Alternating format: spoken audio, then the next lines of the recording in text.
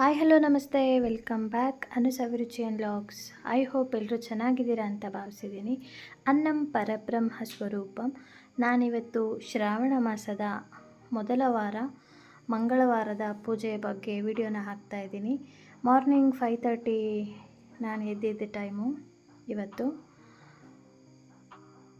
ಕಸ ಎಲ್ಲ ಕ್ಲೀನ್ ಮಾಡಿ ಮನೆ ಮುಂದೆ ನೀರನ್ನು ಹಾಕಿ ರಂಗೋಲಿಯನ್ನು ಹಾಕೋತಾ ಇದ್ದೀನಿ. ಇದು ಬೆಳಗಿನ ಜಾವ ನನ್ನ ಲಾಗ್ ಸ್ಟಾರ್ಟ್ ಆಯ್ತು ಇವತ್ತು.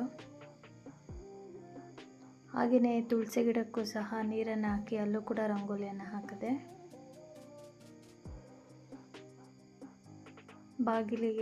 ಬಾಗಿಲನ್ನು ಒರೆಸಿ ಹೊಸ್ತಿಲನ್ನು ರಂಗೋಲಿ ಹಾಕಿ ಅರಿಶಿನ ಕುಂಕುಮ ಎಲ್ಲ ಇಟ್ಟು ಪೂಜೆಗೆ ರೆಡಿ ಮಾಡ್ಕೋತಾ ಇದ್ದೆ. ಹಾಗೆಯೇ ನೆನೆ ಅಕ್ಕಿ ಮತ್ತು ನೆನೆಕಡಲೆಯನ್ನು ನೆನೆಸ್ತಾ ಇದ್ದೆ. ನೀರನ್ನು ಹಾಕಿ ಇಟ್ಕೊಂಡಿದ್ದೀನಿ, ಪೂಜೆ ಟೈಮ್ ಅಷ್ಟರಲ್ಲಿ ನೆನೆಯುತ್ತೆ ಅಂತ. ಇದಾದ ನಂತರ ನಾನು ದೇವರಿಗೆ ನಾವು ಏನೇ ನೈವೇದ್ಯ ಮಾಡಿದ್ರು ಮೊಸರನ್ನದ ಅಷ್ಟು ಶ್ರೇಷ್ಠ ಯಾವುದೂ ಇರಲ್ಲ. ಅದಕ್ಕೆ ನಾನು ರೈಸನ್ನು ಮಾಡ್ಕೋತಾ ಇದ್ದೀನಿ ಮೊಸರನ್ನಕ್ಕೆ. ಹಾಗೆ ನಾನಿಲ್ಲಿ ಟೊಮೊಟೊ ಚಟ್ನಿ ಮಾಡ್ಕೋತಾ ಇದ್ದೀನಿ. ಈರುಳ್ಳಿ, ಒಣಮೆಣಸಿನ್ಕಾಯಿ, ಬೆಳ್ಳುಳ್ಳಿ ಮತ್ತು ಕರಿಬೇವು, ಟೊಮೊಟೊ ಇಷ್ಟನ್ನು ನಾನು ಫ್ರೈ ಮಾಡ್ಕೋತಾ ಇದ್ದೀನಿ. ಹಾಗೆ ಇನ್ನೊಂದು ಸೈಡಲ್ಲಿ ನಾನು ಸಾಂಬಾರು ಮಾಡ್ಕೋತಾ ಇದ್ದೀನಿ. ಮೊಳಕೆ ಹುಳಿ ಸಾಂಬಾರನ್ನು ಮಾಡ್ತಾಯಿದ್ದೀನಿ. ಅದಕ್ಕೂ ಕೂಡ ನಾನು ಒಗ್ಗರಣೆನ ಹಾಕ್ಕೊಂಡು ಈರುಳ್ಳಿ, ಸಾಸಿವೆ, ಕರಿಬೇವನ್ನು ಸೇರಿಸ್ಕೊಂಡು ಫ್ರೈ ಮಾಡ್ಕೋತಾ ಇದ್ದೀನಿ. ಇದು ಚೆನ್ನಾಗಿ ಫ್ರೈ ಆಗಬೇಕು.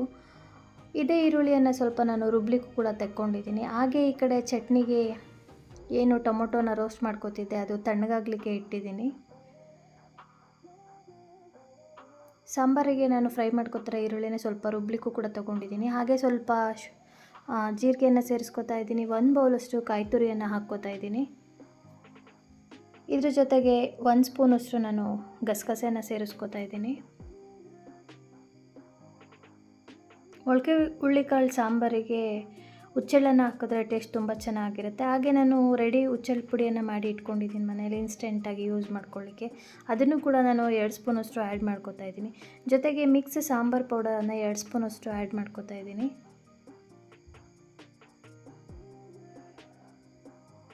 ನಾನು ಮಜ್ಜಿಗೆ ದೋಸೆ ಮಾಡಲಿಕ್ಕೆ ದೋಸೆಗೆ ಅಕ್ಕಿಯನ್ನು ನೆನೆಸ್ಕೋತಾ ಇದ್ದೀನಿ. ಇದು 3 ದಿನ ಮುಂಚೆನೇ ನೆನೆಸ್ಕೋಬೇಕು. ಅಕ್ಕಿಯನ್ನು ನೀಟಾಗಿ 3-4 ಸಲ ತೊಳೆದು ವಾಶ್ ಮಾಡಿ ಮಜ್ಜಿಗೆನ ಹಾಕಿ ನೆನೆಸ್ಬೇಕು.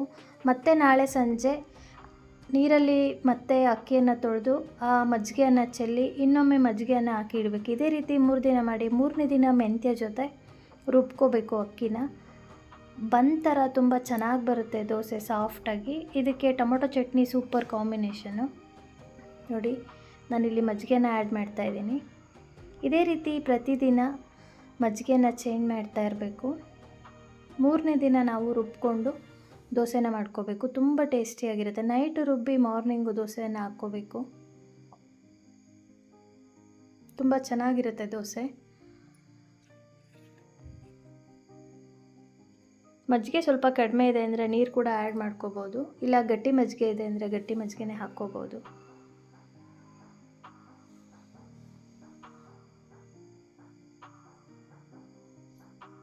ಅಕ್ಕಿ ಚೆನ್ನಾಗಿ ನೆನೆಯಬೇಕು ಮಜ್ಜಿಗೆಯಲ್ಲಿ. ಹಾಗೆ 3ನೇ ದಿನ ಮೆಂತ್ಯನ ನೆನೆಸ್ಕೋಬೇಕು ಮಾರ್ನಿಂಗು. ಸಂಜೆ ಮೆಂತ್ಯ ಮತ್ತು ಅಕ್ಕಿಯನ್ನು ರುಬ್ಬಿ ದೋಸೆಯನ್ನು ಮಾಡ್ಕೋಬೇಕು.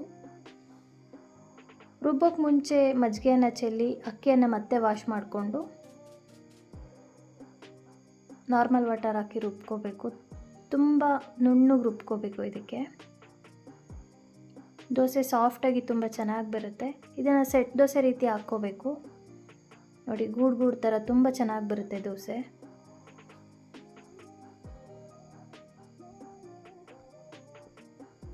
ನೀವು ಕೂಡ ಈ ದೋಸೆ ಒಮ್ಮೆ ಟ್ರೈ ಮಾಡಿ ಹೇಗಿತ್ತು ಅಂತ ನನಗೆ ಕಮೆಂಟ್ ಸೆಕ್ಷನಲ್ಲಿ ತಿಳಿಸಿ. ಯಾರೆಲ್ಲ ನನ್ನ ಚಾನಲ್ ಸಬ್ಸ್ಕ್ರೈಬ್ ಮಾಡದೆ ನೋಡ್ತಾ ಇದ್ದೀರಾ, ಸಬ್ಸ್ಕ್ರೈಬ್ ಮಾಡ್ಕೊಂಡು ನೋಡಿ. ಪಕ್ಕದಲ್ಲಿರೋ ಬೆಲ್ ಐಕನ್ ಕ್ಲಿಕ್ ಮಾಡಿ ನನ್ನ ಎಲ್ಲ ವಿಡಿಯೋ ನೋಟಿಫಿಕೇಷನ್ ಕೂಡ ನೀವು ಪಡಿಬೋದು. ನೋಡಿ, ಮಜ್ಜಿಗೆ ದೋಸೆ ಜೊತೆ ಟೊಮೊಟೊ ಚಟ್ನಿ ಸೂಪರ್ ಕಾಂಬಿನೇಷನ್ನು, ತುಂಬ ಚೆನ್ನಾಗಿರುತ್ತೆ. ಹಾಗೆ ನಾನಿಲ್ಲಿ 1 ಪಿಂಚಷ್ಟು ಶುಂಠಿಯನ್ನು ಹಾಕ್ಕೋತಾ ಇದ್ದೀನಿ. ಸ್ವಲ್ಪ ಕೊತ್ತಂಬರಿಯನ್ನು ಸೇರಿಸ್ಕೋತಾ ಇದ್ದೀನಿ. ಸಾಂಬಾರಿಗೆ ತುಂಬ ಚೆನ್ನಾಗಿರುತ್ತೆ. ನೋಡಿ, ಇವಾಗ ಈರುಳ್ಳಿ ರೋಸ್ಟ್ ಆದ ನಂತರ ನಾನಿಲ್ಲಿ ಹುಳ್ಳಿಕಾಳನ್ನು ಹಾಕ್ಕೊಂಡು ಫ್ರೈ ಮಾಡ್ಕೋತಾ ಇದ್ದೀನಿ. ಅದ್ರ ಜೊತೆ ಆಲೂಗೆಡ್ಡೆ ಮತ್ತು ಬದನೆಕಾಯಿ, ಟೊಮೊಟೊ ಇದನ್ನು ಕೂಡ ಸೇರಿಸ್ಕೊಂಡು ಫ್ರೈ ಮಾಡ್ಕೋತಾ ಇದ್ದೀನಿ. ನೋಡಿ, ಸಾಂಬಾರು ಕೂಡ ರೆಡಿಯಾಗಿದೆ. ಇದಾದ ನಂತರ ನಾನಿಲ್ಲಿ ನೈವೇದ್ಯಕ್ಕೆ ಅಂತ ಕೇಸರಿಬಾತ್ ಮಾಡಲಿಕ್ಕೆ ಇಟ್ಕೊಂಡಿದ್ದೀನಿ. 4-5 ಸ್ಪೂನು ತುಪ್ಪನ ಹಾಕ್ಕೊಂಡಿದ್ದೀನಿ. ತುಪ್ಪ ಬಿಸಿಯಾದ ನಂತರ ನಾನಿಲ್ಲಿ ಗೋಡಂಬಿಯನ್ನು ಸೇರಿಸ್ಕೊತಾ ಇದ್ದೀನಿ.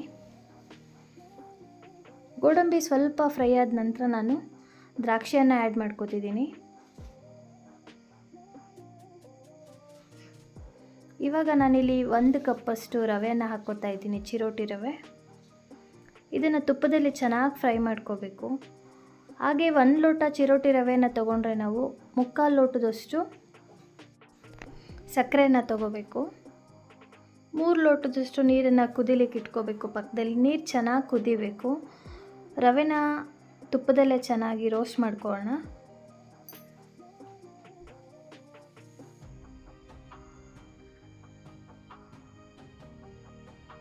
ಸಿಮ್ಮಲ್ಲೇ ಇಟ್ಕೊಂಡು ನಾವು ರೋಸ್ಟ್ ಮಾಡ್ಕೋಬೇಕು, ಇಲ್ಲಾಂದರೆ ರವೆ ಸೀದೋಗ್ಬಿಡುತ್ತೆ. ನಾನಿವಾಗಿಲ್ಲಿ ಸಕ್ಕರೆನ ಆ್ಯಡ್ ಮಾಡ್ಕೋತಾ ಇದ್ದೀನಿ, 3/4 ಕಪ್ಪಷ್ಟು. ಇದನ್ನು ಕೂಡ ಒಂದು 5 ನಿಮಿಷ ಕೈ ಆಡ್ಕೊಳ್ಳೋಣ. ಹಾಗೆ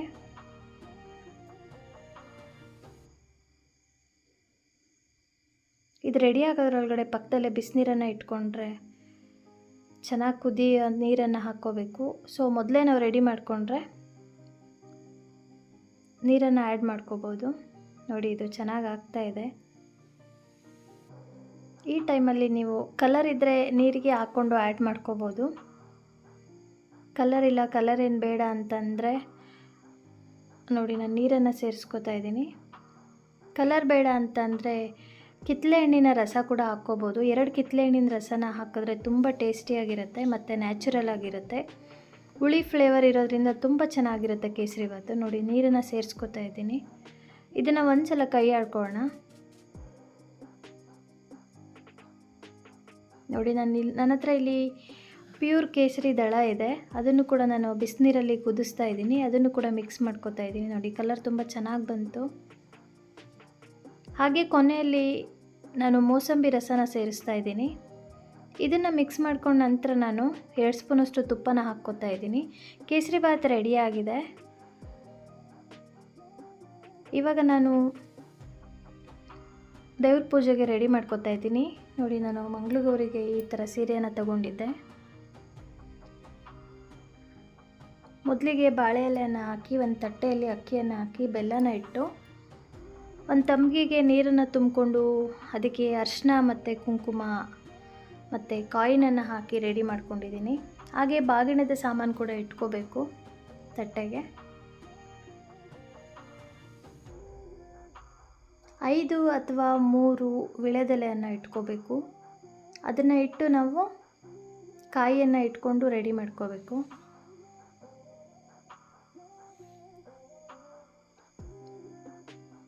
ನೋಡಿ, ಈ ರೀತಿ 5 ಅಥವಾ 3 ಎಷ್ಟಾದರೂ ಇಟ್ಕೋಬೋದು ನಾವು. ಈ ರೀತಿ ಇಟ್ಕೊಂಡು ಕಾಯಿಯನ್ನು ನೀಟಾಗಿ ಕ್ಲೀನ್ ಮಾಡಿಕೊಂಡು ಅದಕ್ಕೆ ಸ್ವಲ್ಪ ಅರಿಶಿನ ಹಚ್ಬಿಟ್ಟು ನೀರಲ್ಲಿ ತೊಳೆದ್ಬಿಟ್ಟು ಇಟ್ಕೋಬೇಕು.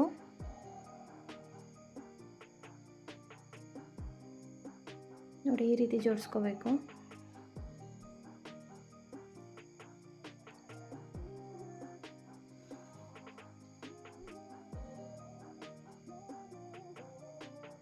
ಎಷ್ಟೇ ಬೇಗ ಇದ್ದು ಪೂಜೆಗೆ ರೆಡಿ ಮಾಡಿಕೊಂಡ್ರು ಕೂಡ ಟೈಮ್ ಹಾಗೇ ಬಿಡುತ್ತೆ.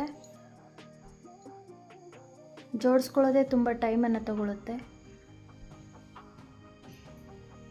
ಮುಖವಾಡನ ನೀಟಾಗಿ ಸೆಟ್ ಮಾಡಿಕೊಂಡು ಹಿಂದೆಯಿಂದ ಕಟ್ಕೋಬೇಕು ಬಿಗಿಯಾಗಿ. ನಾನು ಮಣ್ಣಿನ ಮುಖವಾಡನ ಬಳಸ್ತೀನಿ ಮಂಗಳಗೌರಿ ಪೂಜೆಗೆ ಪ್ರತಿ ವರ್ಷವೂ. ನಂದಿದು 10ನೇ ವರ್ಷದ ಮಂಗಳಗೌರಿ ಪೂಜೆ.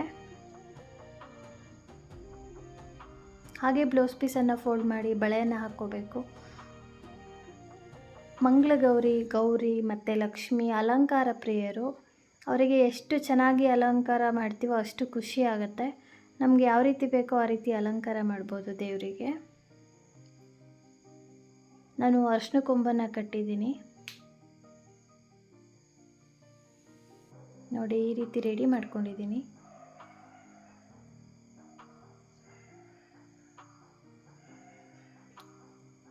ಇದಾದ ನಂತರ ನಾನು ವಿಘ್ನೇಶ್ವರನ್ನ ಇಟ್ಟು ಪೂಜೆಯನ್ನು ಸ್ಟಾರ್ಟ್ ಮಾಡ್ಕೊಂಡಿದ್ದೀನಿ. ಹಾಗೆಯೇ ಬಾಳೆಕಂದು, ಮಾವಿನ ತೋರಣ ಅದನ್ನು ಕೂಡ ರೆಡಿ ಮಾಡ್ಕೊಂಡಿದ್ದೀನಿ. ಮನೆ ಬಾಗಿಲಿಗೂ ಕೂಡ ಮಾವಿನ ತೋರಣನ ಕಟ್ಕೋಬೇಕು ಪೂಜೆಗೆ.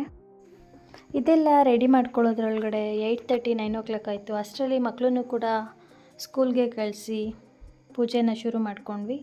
ಎಷ್ಟೇ ಜೋಡಿಸ್ಕೊಂಡ್ರೂ ಕೂಡ ಟೈಮ್ ತುಂಬ ತಗೊಳುತ್ತೆ ಪೂಜೆ ಇದ್ದಾಗ. ಆದ್ರೂ ಬೇಗ ಬೇಗ ಎದ್ದು ಎಲ್ಲ ಕೆಲಸ ಮುಗಿಸ್ಕೊಂಡ್ರೂ ಕೂಡ 9:30 ಆಗೋಯಿತು ಪೂಜೆ ಎಲ್ಲ ಮುಗಿಸೋದ್ರಲ್ಲಿ. ಹಾಗೆಯೇ 5 ಜನ 9 ಜನ ಎಷ್ಟು ಜನ ಬರ್ತಾರೋ ಅಷ್ಟು ಜನಕ್ಕೆ ಕುಂಕುಮನ ಕೊಡೋವರೆಗೂ ನಾವು ತಿಂಡಿಯನ್ನು ತಿನ್ನೋದಿಲ್ಲ. ನನಗೆ ಇವತ್ತು 7 ಜನ ಮುತ್ತೈದೆಯರು ಸಿಕ್ಕಿದ್ರು. ಅಷ್ಟು ಜನಕ್ಕೆ ಮೊದಲು ನಾನು ಸಿಹಿಯನ್ನು ಕೊಡ್ತೀನಿ. ನೈವೇದ್ಯಕ್ಕೆ ಏನು ಸಿಹಿಯನ್ನು ಮಾಡಿರ್ತೀನಿ ಆ ಸಿಹಿಯನ್ನು ಕೊಟ್ಟು ಅದಾದ ನಂತರ ನಾನು ಅರಿಶಿಣ ಕುಂಕುಮನ ಕೊಟ್ಟು ಅರಿಶಿಣ ಕುಂಕುಮದ ಜೊತೆಗೆ ನಾನು ಮಡಲು ದುಂಬ್ತೀನಿ. ಅದಕ್ಕೆ ನಾವು ಏನೇನೆಲ್ಲ ಉಪಯೋಗಿಸ್ತೀವಿ ಅಂತಂದರೆ ವೀಳ್ಯದೆಲೆ, ಅಡಿಕೆ, ಬಾಳೆಹಣ್ಣು, ತಂಬಿಟ್ಟು, ನೆನಕ್ಕಿ ನೆನಗಡಲೆ ಮತ್ತು ಒಂದು ಕಾಯಿನು, ಜೊತೆಗೆ ಫಲಹಾರ ಏನು ಮಾಡಿರ್ತೀವಿ ಅದು, ಬಳೆ, ಇಷ್ಟನ್ನು ಕೂಡ ಮುತ್ತೈದೆಯರಿಗೆ ಕೊಟ್ಟು ಅವರಿಂದ ಆಶೀರ್ವಾದನ ಪಡ್ಕೋಬೇಕು. ಅಕ್ಷತೆ ಹಾಕಿಸ್ಕೊಂಡು ತಲೆ ಮೇಲೆ ಆಶೀರ್ವಾದ ಪಡ್ಕೋಬೇಕು. ಈ ರೀತಿ ಪೂಜೆಯನ್ನು ಮಾಡ್ಕೋತೀವಿ ನಾವು. ಎಲ್ಲರೂ ಕೂಡ ಮಂಗಳಗೌರಿ ವ್ರತನ ಮಾಡೋದಿಲ್ಲ. ನಮ್ಮ ಕಡೆನೂ ಅಷ್ಟೇ ತುಂಬ ರೇರು, ಸುಮಾರು ಎಲ್ಲೋ ಒಬ್ಬೊಬ್ಬರು ಮಾಡ್ಕೋತಾರೆ. ನಾನು ಕೂಡ 10 ವರ್ಷದಿಂದ ನಡೆಸ್ಕೊಂಡು ಬಂದಿದ್ದೀನಿ. ಈ ರೀತಿ ಕುಂಕುಮ ಕೊಡೋಕ್ಕೂ ಮುಂಚೆ ನಾವು ಮಂಗಳಾರತಿಯನ್ನು ಮಾಡ್ಕೋಬೇಕು ದೇವರಿಗೆ. ಮಂಗಳಾರತಿಯನ್ನು ಮಾಡಿಕೊಂಡು ಅಷ್ಟೋತ್ತರನ ಮಾಡಿಕೊಂಡು ವ್ರತಕಥೆಯನ್ನು ಓದ್ಕೋಬೇಕು. ವ್ರತಕಥೆನೇ ಸುಮಾರು 20 ನಿಮಿಷ ಟೈಮ್ ತೊಗೊಳುತ್ತೆ. ಅದನ್ನು ನಾವು ಪ್ರತಿ ವಾರ ಕೂಡ ಓದಲೇಬೇಕು. ಆ ರೀತಿ ವ್ರತಕಥೆಯನ್ನು ಓದಿದಾಗ ಮಾತ್ರ ಪೂಜೆ ಸಂಪೂರ್ಣ ಆಗುತ್ತೆ. ನಾವು ಯಾವುದೇ ಪೂಜೆ ಮಾಡಲಿ ಕ್ರಮಬದ್ಧವಾಗಿ ಶ್ರದ್ಧೆಯಿಂದ ಮಾಡ್ಕೋಬೇಕು. ಆವಾಗಲೇ ನಮಗೆ ಫಲ ಸಿಗೋದು. ಸುಮ್ಮನೆ ಏನೋ ಪೂಜೆ ಮಾಡ್ತೀವಿ ಅಂತ ಮಾಡೋದಲ್ಲ. ಮತ್ತು ದೇವರಿಗೆ ಮೊಸರನ್ನ ತುಂಬ ಶ್ರೇಷ್ಠ.